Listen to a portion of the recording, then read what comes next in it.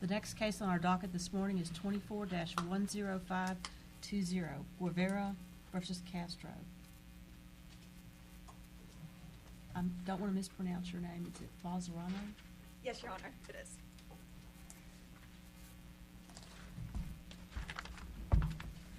Good morning, Your Honors, and may it please the Court. My name is Mia Falzerano, and I, along with my co-counsel, John Hermann, represent Mr. Jose Leonardo Brito Guevara, who I will refer to as Mr. Brito during these proceedings. The District Court erred in multiple ways. First, it erred as a matter of law by not setting an expedited trial as required by the Hague Convention and the International Child Abduction Remedies Act. Second, it erred by failing to consider both respondents and its own delay in its finding that respondent proved her well-settled defense. And third, the issue that my co-counsel will address, the court erred in misapplying the PINA factors in finding that respondent proved her well-settled defense. An express objective of the Hague Convention is to secure the prompt return of children wrongfully removed from their place of habitual residence. And Article 11 of the Hague Convention is clear, and this is tab C in your binders. The judicial authority shall act expeditiously in proceedings for the return of children. Let me ask you this. In your initial brief, you alluded to the fact that it took 11 months for Venezuela to contact the State Department, and that was a big delay. Can you elaborate on that? Yes, Your Honor, and I believe that this was a point raised in Appelli's brief because that is an incorrect statement of the facts. In November of 2021, the respondent wrongfully removed the child from Venezuela.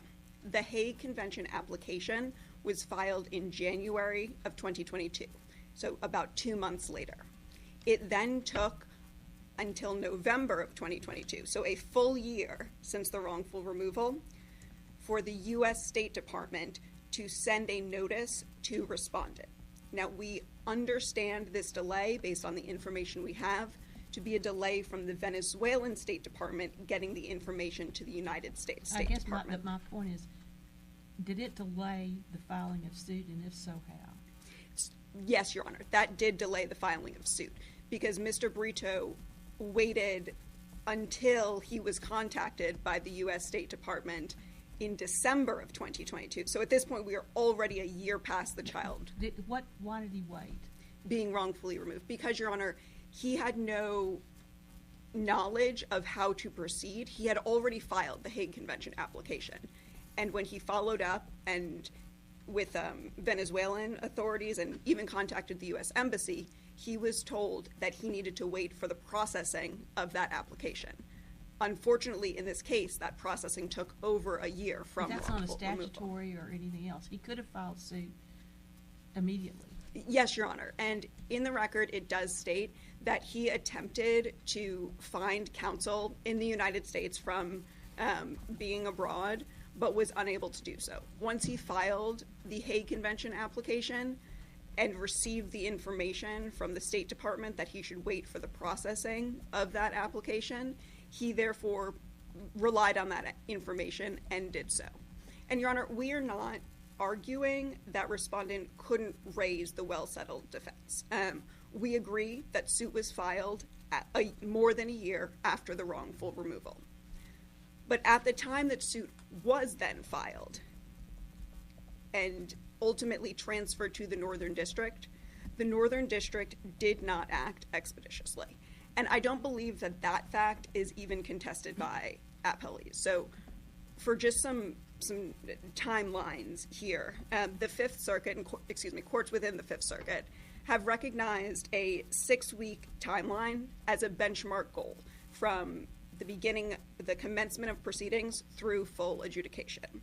And this directive is in line with the circuits that have spoken on the issue, including the 6th, 7th, 9th, 10th, and 11th circuits. Here, Mr. Brito waited 11 weeks for any kind of communication from the Northern District. And this was after 2 motions to set an expedited trial. There was no communication from the Northern District. So that's almost twice as long as the benchmark goal for full adjudication. Then a trial was not set in the Northern District for 17 weeks. So his case waited without a trial setting for 17 weeks. That is 1 week short of 3 times the benchmark goal, where he lingered without a trial setting at all. Ultimately, it took 33 weeks within the Northern District alone for this case to go to trial. And during that time, the child was able to, time continued to pass. So the child started kindergarten, for example. The case was transferred to the Northern District in August of 2023. That is the same month that the child started kindergarten. Had the case been set by the Northern District immediately upon transfer, as it should have under the Hague Convention, the facts that the child was in kindergarten, that she was in a gifted and talented program and took bilingual classes, those facts would not have been in the record at all. So appellee in their brief argues that this is, that we are asking the court to exclude post-petition evidence. That is not the case. If the Northern District had acted with all due promptness, the facts would not have been in front of the Northern District. Now, the Northern District, in addition to not setting the case and erring for that reason alone, also erred in failing to consider both respondent and its own delay and the impact that that delay had on the well-settled defense. This case was initially filed in the Eastern District based on the information that Mr. Brito had available to him about the child's location that came from the State Department. That was incorrect. And he signed a stipulation that said it was incorrect. Your Honor, I disagree with that statement, and I know that that is what appellate puts forth. On the record, on 535, what Mr. Brito said was, to avoid further delay of proceedings on the merits, Mr. Brito withdraws his opposition to appellee's motion to transfer venue to the Northern District. When appellee... I thought I read somewhere in the record, there was a statement that said, I realize now there was evidence that she did not live in Louisville when I originally filed the suit, and so that it was filed in the wrong venue. That, Your Honor, that is an argument that appellee puts forth, but that language, to my knowledge, is not in the record. There was still conflicting evidence based on where the child was located. And rather than continue to litigate a transfer issue, Mr. Brito withdrew his opposition because he wanted to get to a trial on the merits. It's important to note, Your Honor, that when appellee initially filed her motion to transfer, she provided no evidence to the court at all, and none to opposing counsel. So at that point, faced with zero evidence, Mr. Brito did oppose. This was also after her having acknowledged notice of the suit, still evading service for a month. And so there were clear delay tactics on the part of respondent. She then filed she then filed a motion to transfer with no evidence, and Mr. Brito opposed, believing it was another delay tactic. When presented with even some evidence, and it was not conclusive, that the child could have been in the Northern District, Mr. Brito withdrew his opposition because he believed that would get him to a trial on the merits as soon as possible. Now, hindsight being 20/20, it seems that he should have stayed in the Eastern District because that district set a final trial within that 6-week benchmark goal, as opposed to the Northern District, where this case ultimately was pending as the longest, bar one, Hague Convention case in the Northern District. And for these reasons alone, the fact that the court did not promptly set the trial and then failed to consider both respondent's delay and its own delay, this court should reverse the lower district. Quick question. The record indicates that Mr. Brito has been, because of work, living in Spain? Yes, Your Honor. Since 21. Hasn't been to Venezuela since then. Is that correct? That is correct, Your Honor, and if you'll permit me a moment to answer that question more fully. The record is clear that a few months prior to appellee wrongfully removing the child, he went to Spain for a higher paying job that he fully intended to spend just a few months in Spain and then return to Venezuela. During the time that he was in Spain, appellee removed the child, and he's testified in the preliminary injunction hearing and at the trial that if the child is returned to Venezuela, he will be on the next flight back. He has a job lined up in Venezuela. He has housing in Venezuela. He has put aside money for a plane ticket to go back to Venezuela. He has told his boss in Spain that he will be leaving his job and going back to Venezuela. He has packed up his apartment. The only reason he has stayed in Spain is to make additional money while his child at this point is not in Venezuela, to better provide for her when hopefully she does ultimately return. Thank you, Your Honor. Just one more clarification. The grandmother of the child is no longer in the appeal, right? Correct, Your Honor. And she's not claiming any custodial rights based on the guardianship? That is correct, Your Honor. She is not part of the appeal. But to be very pointed, she's not claiming any custodial rights, such that if the child were sent to Venezuela tomorrow, she would be at the airport to pick her up, take her to her home, and raise her under her custodial. No, Your Honor. And in fact, respondent testified that she would return to Venezuela with the child. So if this court orders that the child be returned, we fully believe that respondent would be the one taking the child on the airplane to Venezuela, and most likely bringing her to either her home or her parents' home, pending any kind of custody dispute in Venezuela, which is the proper forum for that dispute. Thank you, Your Honors.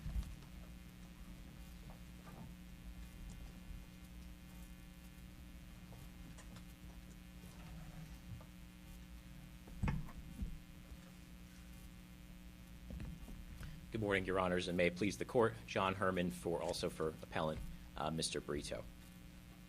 Even setting aside the numerous and extensive delays that my colleague just addressed, it was error to hold that Mr. Brito's child was sufficiently situated in the United States to override the Convention's mandate to return her to her home country.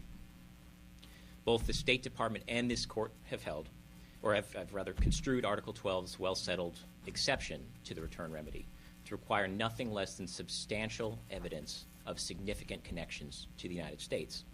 And Article 12 places the burden on the abducting parent to make such a showing.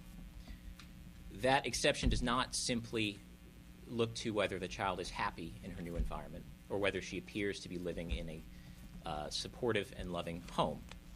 It is instead a very narrow exception that is available only when a child's unlawful entry into the United States has given way to a permanent and stable relocation, such that the uprooting of the child would be harmful enough to override the Convention's central pillar, which is to allow contracting states to determine the fates of their own citizens.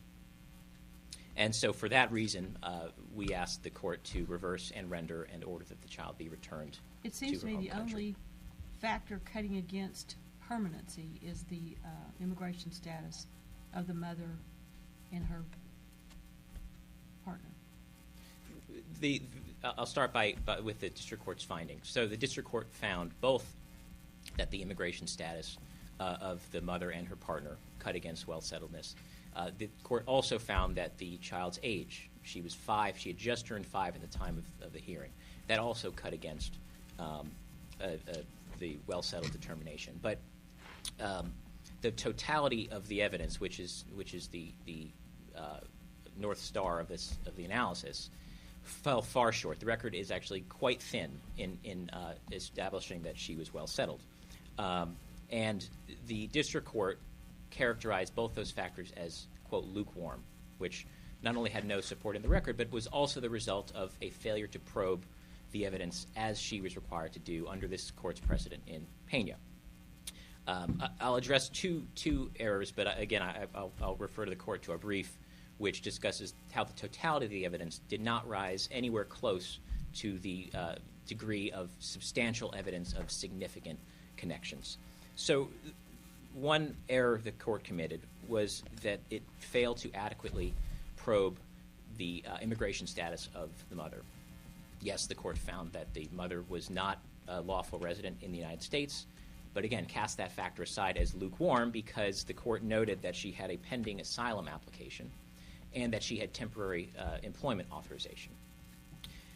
It seems as if the focus of the court's analysis was whether the mother was in active deportation proceedings, which was the focus of this court's decision in Pena. In other words, the court focused on the present rather than the effect of the parents, the mother's immigration status. So while she's not, as far as we know at this point, given the passage of time, subject to immediate deportation proceedings. What we do know is that she has a pending asylum application, but that's it. The court didn't probe the credibility of that asylum application, did not examine the likelihood that she would be deported, that the asylum application would be denied. And while, of course, we're not asking for a trial within a trial, the importance of that factor. Did your client put on evidence about that? We cross-examined the respondent as to the conditions in her home country. Now, it's a bit delicate. Of course, asylum applications are confidential. And so I'll back up by saying first that the asylum application, while before the court in an earlier filing, was ultimately not part of the record. And so we cross-examined the respondent as to the conditions of her home country, both with respect to her asylum application and as it relates to the grave risk exception that she also argued that the child should not be returned to Venezuela because of a grave risk to her welfare. What is your best case for the proposition that it should have that the district court should have taken a deeper dive into the asylum application? That would be Pena, Your Honor. But you've already argued that this case is distinguishable from that one because there were deportation proceedings going on in that case. That is correct. That is correct. And Pena, I think, number one, stands for the proposition that if there are active deportation proceedings, of course, there's an imminent threat of deportation, and that the child is therefore not well settled, that there's a lack of permanence in her residence here. But what Pena also holds, and I think that the broader principle in Pena, is that the court must examine the facts underlying the parent's immigration status, that it should not take any kind of labels as at face value. Here, the fact that she has an asylum application is just the first step in determining whether a parent's immigration status risks uprooting the child such that she might get deported anyway if her application is denied. And the evidence we see in the record is that there was no threat. And the respondent conceded that there was no one who she could identify that posed any risk to her daughter. She even testified, as my colleague addressed, that she would return to her home country in a heartbeat. And as that related to her asylum application, the only thing she said was that it would undermine the likelihood that her asylum application would be granted if she were to leave the United States. And so the evidence shows that, well, it's quite thin, that the mother, in fact, had a likely path to remaining in this country. Certainly didn't arise to the preponderance of the evidence standard that she had her burden of proving. Well, that was my first question out of the box. It seemed to me that of all the factors, you're giving predominant weight to their immigration status.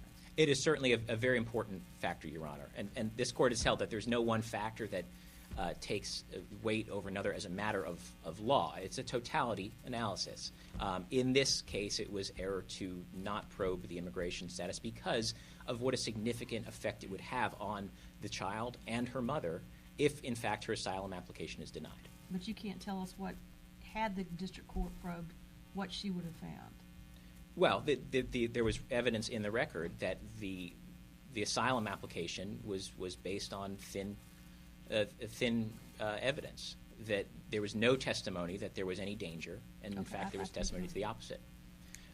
If I could briefly just address one more erroneous fact that the court found, but again, I refer the court to our brief because the totality of the evidence should guide the analysis, that the court found in holding that the child was well settled that the child attended daycare and school consistently since arriving in the United States. The record contains no such evidence. In fact, the only evidence we have of the child's daycare or school attendance began in August of 2023, months after the petition was filed, when she first started kindergarten. And so the evidence shows that there was not this consistent attendance that would otherwise indicate deep roots in the community and a long established presence in school or daycare. I'll see that my time is up. I will reserve the rest of our time for rebuttal. Thank you.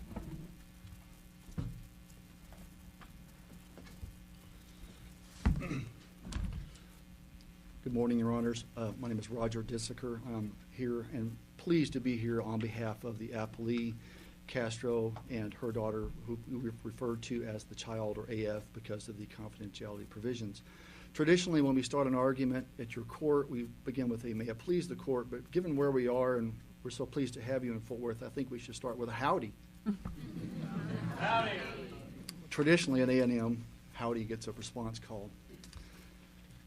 Okay, so I want to turn immediately, before launching into my outlined argument, to something that was just raised about the weighing of the immigration status. First, the court is well aware under Pena and all the other circuit courts that have addressed this issue that immigration is not a decisive factor. However, the new test that Brito's positing here puts a mother like Castro in a Sophie's choice. I mean, they're trying to use her testimony that she would accompany the child back to Venezuela, where there is no one with legal custody, and there are no circuit court cases dealing with that issue, but we have found a district court case citing in our brief called Newman versus Newman out of Michigan, where a father had a temporary assignment with Ford in Mexico. The custody proceeding got started in Mexico. He moved back to Detroit, and the court there found the father's promise to go back to Mexico if there was a return of this child was not sufficient, didn't satisfy those prongs under the Hague Convention. So the point being, this argument that the district court should have, one, probed Castro's immigration or asylum application is an incorrect statement of the law and not a warranted extension under the law, but also creates this false Sophie's choice for this mother who, of course, is going to return to Venezuela with her child because there is no one there who has custody or legal custody of the child. So let me return now to a brief overview of the facts concerning the delay here. There's no dispute in the record that Brito left the child in Venezuela and moved to Spain to stay, has never returned to Venezuela, hasn't come to the U.S. There's no dispute. Castro then brings the child to the U.S. on November 17, 2021, legally presents herself. At that point, how many months had expired since the father had seen the child? A couple of months, Your Honor. That's what I thought. A couple of months. However, Castro is granted temporary status as an asylum seeker, immediately moves to the Dallas area, moves in with her then partner, and I will report to the court that she and Otan are now married. So Otan is the father figure, as cited by Judge Brown, is now the legal stepfather of the child. But Castro and the child immediately move to Dallas, take up residence in one of the two apartments, the only two places they've lived in since they've been in the U.S. Castro immediately begins work, immediately enmeshes the child in her extended family in the area, all found by Judge Brown. As Judge Brown said, the evidence was overwhelming of these issues, and the child immediately begins participating in family-offered daycare because Castro immediately starts working in December upon arriving in Dallas. And all these are important because they go to the well-settled argument that I will finish with, but also because so much time then passes because of what Mr. Brito is not doing. His brief is full of blaming everyone in the system for his delay. The Venezuelan government let him down. The U.S. State Department let him down. And by the way, Brito gave the State Department a wrong address and a wrong email address for Castro where she could have been notified of this lawsuit. The record is indisputed that he finally decides to take legal action in the U.S., finds lawyers in January of 2023. January. They don't even file the lawsuit until April 19th, 2023, injecting another 3.5 months of delay into the proceeding. Now, I'm going to turn to what the appellant describes as the fundamental question at stake in this appeal. And I'm going to quote from their reply brief at page 1. The fundamental question at stake in this appeal is whether a parent who wrongfully abducts her child from her home country and unlawfully crosses United States borders with her can nevertheless evade the Hague Convention's return remedy by running out the clock. The appellant has filled the record from the time period before Castro retained counsel and appeared in the lawsuit with allegations of evading service. And we've heard a little bit of that here. There's no actual support for that in the record by way of evidence. What did happen was that our firm was contacted by, as soon as Castro knew there was a lawsuit against her, she sought out counsel, found counsel within 30 days. My law firm files a notice of appearance because my law firm checked Pacer. We saw what had been going on. There was a temporary restraining order hearing, a preliminary injunction hearing. We filed a notice of appearance. Now, the findings and the things from the record that Castro relies on for this allegation of evading service, well, so there's an analogy from sports, that it's really easy to score against air. And what that means is, like if your offense, if you're playing basketball, if your offense is out on the court running plays against no defense, you better make all your baskets because there's no one there to challenge you. And I submit to the court a lot of what Castro relies on as evidence of Castro evading service is scoring points against the air because there's not a defense there. So our team files this notice of appearance. Judge Jordan in the Eastern District sees the notice of appearance, has a phone status conference as depicted in the record. Our team says, we're going to file a motion to transfer venue. He says, file it. I will set you a hearing. We file a skeletal motion. He holds an evidentiary hearing on July 14. All these issues get fleshed out about the issue of whether or not there was evasion of service. He tells the parties, go exchange some documents, work through this. That's when Brito concedes he's in the wrong district, and we move to the Dallas District Court. Bigger issue here, though, is has Castro preserved the arguments that he is, has Brito preserved the arguments he's relying on here? Because I submit all of this has been waived at the trial court level because this issue of every party, every judicial branch actor, every administrative branch actor who Brito asserts let him down and caused delay, the Venezuelan government, the State Department, Judge Brown in Dallas. Judge Brown never had an opportunity to address those issues, to rule on this idea that she should ignore evidence that was submitted that occurred post some arbitrary time that Brito submits post-complaint evidence shouldn't be considered. And they never set out a date in their briefing, but there's some point where they want this equitably ignored. Now, I argue that's equitable tolling and has been rejected by Lozano at the Supreme Court. I don't know what else you would call it. If there's going to be a bar on evidence past some certain date, there has to be an equitable tolling rule then to support that. Or a party has to make an objection to the evidence coming in. That's not their argument. They're just saying, had this all been timely resolved, these facts wouldn't even exist. They're not trying to keep it out of evidence. They're just saying on the prejudice piece of it, they were prejudiced by the delay, the court's delay. But I agree that's the argument they try to get to at the end of the reply brief. However, all of these factors, all of the evidentiary factors that Judge Brown considered and all of her findings about this child being well settled in Dallas, they begin happening in December of 21 when the child first moved here. I mean, that was the import of my introduction, is that Castro crosses the border, presents herself to immigration, goes through processing, gets her temporary work papers, the child gets the temporary work documents, all of those are in the record, and she comes immediately to Dallas, moves in with her now husband, Otan, and begins a life.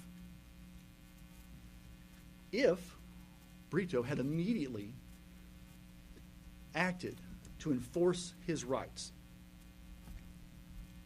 all the policy provisions in the Hague Convention would have been in his favor, because the Hague Convention and the ICARA statute strongly support the idea that it is in the best interest of the child to have the custody dispute determined in the country of residence, habitual residence.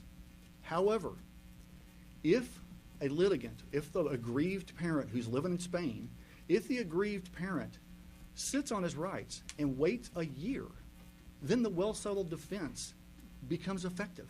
What It does is the in re- play. What does the record say about when Brito knew where she was? I think you all's brief says they were texting or phoning or something. When did he know where she was in the United States? There's no finding by Judge Brown on that issue. One, because Brito didn't ask for it, didn't raise the issue to make this challenge. And the other piece of that waiver issue then is that Castro's team never gets a chance to respond in the evidence we put on. I mean, there's two parts to this waiver.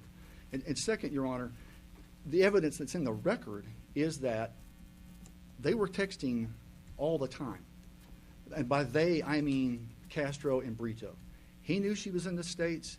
He knew where they were. He knew what street address, and what city, what state? I would submit, yes, they did, Your Honor. Where in the record can I see that? Where can I go and look at that and say, yep, that's there? I will submit that in a post-hearing brief. And if I don't have an exact record reference to it, I will submit that as well. However, Your Honor, that's not Castro's burden. If Brito is going to seek this new remedy under the statute and under the Hague Convention of excluding all this evidence that he says happened after some arbitrary point where the district court shouldn't have relied on this evidence, he's got to make that point. If he's going to argue evasion, he should have pressed the issue and sought a ruling from Judge Jordan in the Eastern District. Judge Jordan held a multi-hour evidentiary hearing on this issue on July 14th. And if you read that transcript, I think you will come away with the impression that Judge Jordan had decided there was not evasion and sent the parties out to exchange additional evidence. And then that's when Brito agrees to move the case to the Northern District. Further, Your Honor, this issue gets put to bed as a waiver issue. Did he just agree to move the case, or did he agree that the evidence was sufficient to establish that Castro and AF lived in a Northern District? I think you have to agree that the evidence is sufficient that they live where venue is appropriate. So he made that, he conceded that on the record or in some filing? No, there's not a express concession that, oh gosh, we are wrong. However, there is a concession to transfer venue. I And think you your can't. co-counsel might disagree with you. but Well, he's he's steadily furiously writing. and herein lies the problem of appellate counsel not having been trial counsel. But I'm sure Mr. Sotomayor will pass me a note in a minute and correct me. However, the final answer to your question, Your Honor, is found in the pretrial order, right? Because they don't raise this issue in the pretrial order either. They don't raise this issue in any complaint, in the complaint they file. They don't raise it in the pretrial issue. They don't, the pretrial order, which governs the case. They don't raise it in their trial brief. They don't introduce any evidence about it at trial. And again, it is not our burden after the case is transferred to the Northern District. We said the Northern District's appropriate. They finally agreed to transfer. Your client had the burden to show well settled, and I'm just trying to get an idea of when did well settled start. You're talking about kindergarten, and I'm talking about what happened way before kindergarten, who was doing what. Yes, Judge Richman. And if you look at pages 20, 21, and top of page 22 of Judge Brown's findings of fact, she goes through all of the factors she considered and the evidence that was introduced, and she found it to be overwhelming evidence that the child was well settled. Now, to directly answer your question, the well settled evidence begins in December of 2021. Like I said, Castro is admitted, granted asylum seeker status, immediately moves to Dallas, moves to the first address in Louisville, which is in the Eastern District, begins working. So there's financial stability. She gets a job in December of 2021, and that's in Judge Brown's findings. And Brito stipulated to that fact. It stipulated to the addresses where everyone was living. So it begins December 2021. The only thing that happens in August of 2023 is that AF gets her shot so she can start school on August 14th, and then she starts school on August 14th, same day. Starts kindergarten. Before that, every other factor in the Pena test has already occurred. The stability of the family life. She was attending church. All the extracurricular activities she was involved in at church and the birthday parties and the family trip to Disney World, all of that occurred before this arbitrary August 14th date. It begins happening in December of 21 when the mother and child moved to Dallas, and it's continuing to today, until today. This problem exists because Brito sat on his rights and did not That's file the what you suit. keep saying, sat on his rights. I just want to know, when did he first know where she was? That's a simple question. You keep saying he sat on his rights. I want to know when, when did he know where she was?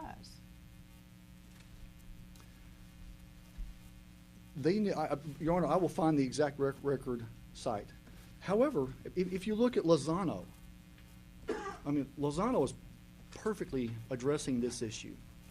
In that case, that child was hidden from the father, and he was looking for her, couldn't find her. The family was lying to him about where the child was, and he sought an equitable tolling ruling in the Supreme Court. Then your response should be, it doesn't matter, but you keep arguing Well, affirmatively that he sat on his rights. So there's a dissonance here. I say, if you're going to pursue that, then I want to know what the facts are. If you're going to say it doesn't matter, then quit saying he sat on his rights. If it doesn't matter. Well, I can answer. To remove the dissonance, he certainly knew within 1 year and could have filed this lawsuit in federal district court within 1 year. And show me where the evidence of that is. If that's your argument, I just want to know where's the factual support. And all Or you should say, I shouldn't have said it, I'm not arguing that. Your Honor, I will find the exact citation to it in the record. I am confident that he knew and was well aware where they were, because he was in near constant communication with the mother and the child throughout this time. They knew where the child was. They started their hate convention action in Venezuela, so they knew where the child was. That's part of their complaint. This child was removed, taken to the States. You got to know where the kid is to start that process. Well, he put Louisville, and the grandmother did. Louisville is listed in the custody. The Venezuelan courts are. Right, so they knew. They said Louisville, but now you all say, no, she wasn't in Louisville. No, she was somewhere else. And my I'm just apologies, trying to, my apologies, if Your this is Honor. a moving target here. Yes, Judge Richman. It's not a moving target, and it's my fault if the court thinks it is. This child lived in Louisville when she immediately moved from Arizona after presenting for asylum. They lived there for a year, and then they moved to the address in Dallas. And Brito knew where the child was at all times in there. And that's in Judge Brown's findings. Heck, the party stipulated that as part of the pretrial order. I think that's around page 14 in her findings of fact. Let me address very quickly. Let me ask you a random question first, and you may not know the answer. So how has the immigration status, the stability of that immigration status of your client at AF? So, new president took office 35 days ago, announcement of new policies, and you may not know the degree to which, if at all, the stability or state of your client's immigration status has changed. The state of her immigration status has not changed. She's an asylum seeker, still seeking her interview with Customs and Border Patrol.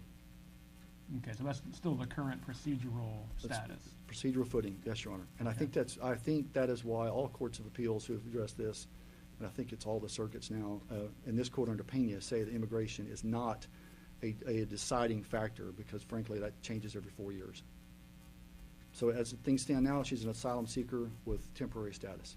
So if the father of the child wants to initiate custody proceedings, if we affirm what happened in the district court, that will have to occur in the United States. Yes, Your Honor. And he could have started those proceedings the day they knew they were in Louisville. He can always come here and start the proceeding. And there's no timing. We know of no timing on future asylum proceedings as of now. No, Your Honor, I might have a little leave to respond to that. No, Your Honor, that has not been set. And frankly, to address your actual question, the real question we're getting at here, Judge Willett, they're firing immigration judges left and right too. So I have no idea what that process ultimately looks like. I mean, but I have read that as part of the Doge committee leaning down of the federal government, they're firing immigration judges. Could he So- even petition for custody in Venezuela if he hasn't been there for a certain amount of years? Your Honor, I do not know the answer to that question, whether he would have standing under Venezuelan law to make that application there. I do not know that. Think no more questions. I will yield. Thank you, Your Honors.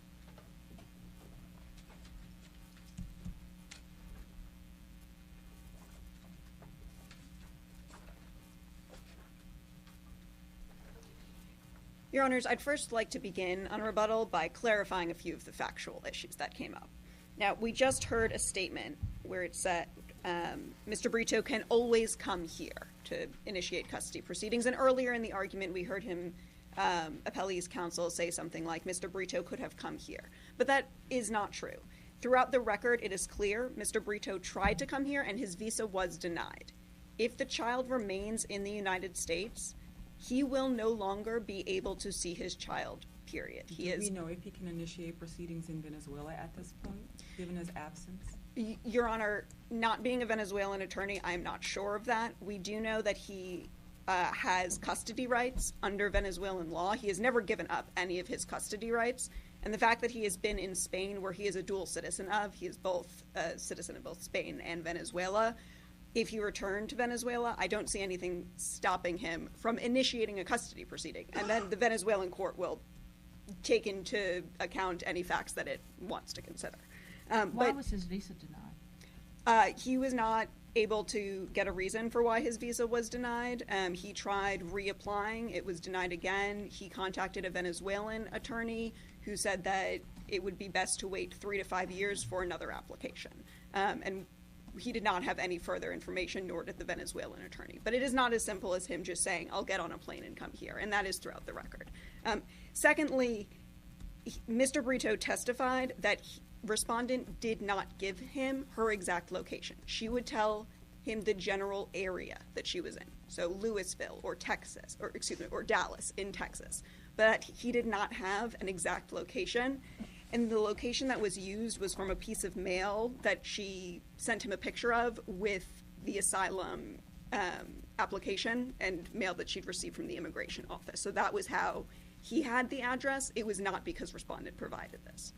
But I'd also like to turn to the well-settled factors that Judge Richman, you raised.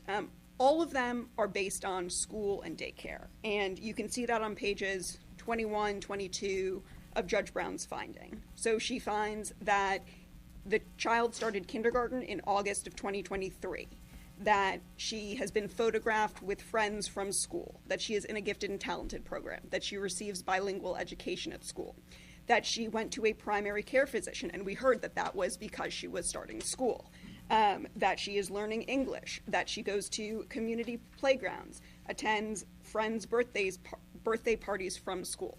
All of these tie in to her beginning school.